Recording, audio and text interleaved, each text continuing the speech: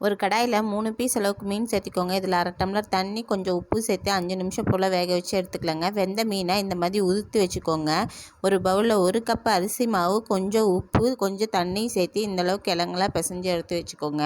அடுப்பில் இன்னொரு கடாய் வச்சு கொஞ்சம் எண்ணெய் சேர்த்திக்கோங்க. இதில் 1/2 ஸ்பூன் அளவுக்கு சீரகம், பொடியாக நறுக்கின சின்ன வெங்காயம், 2 பச்சை மிளகாய் சேர்த்திக்கலாங்க. இது கூட உதுத்து வச்சுருக்க மீனையும் சேர்த்திக்கலாங்க. இதில் 1/2 ஸ்பூன் அளவுக்கு மிளகாப்பொடி, 1/2 ஸ்பூன் அளவுக்கு மல்லிப்பொடி, கொஞ்சம் உப்பு சேர்த்து நல்லா வதக்கிக்கோங்க. இதில் கொஞ்சம் போல் துருவின தேங்காய், கொஞ்சம் சிக்கன் மசாலா, 1/2 மூடி அளவுக்கு லெமனையும் சேர்த்து நல்லா வாசம் வர வரைக்கும் ஃப்ரை பண்ணி எடுத்துக்கோங்க. இலையை இந்த மாதிரி சின்ன சின்ன பீஸாக கட் பண்ணி வச்சுருக்கேன். இதில் நம்ம செஞ்சு வச்சுருக்க மாவு எடுத்து இந்த மாதிரி பரத்திக்கலாங்க. இதில் நடுவில் நம்ம செஞ்சு வச்சுருக்க பூரணத்தை வச்சு மடித்து இட்லி பாத்திரத்தில் இந்த மாதிரி ஒரு 10 நிமிஷம் போல் வேக வச்சு எடுத்திங்கன்னா நம்மளோட சூப்பரான மீன் இலை எடை ரெடிங்க. இது ட்ரை பண்ணி பாருங்கள், செம்ம டேஸ்ட்டாக இருக்கும். ட்ரை பண்ணி பார்த்துட்டு எப்படின்னு சொல்லுங்கள்.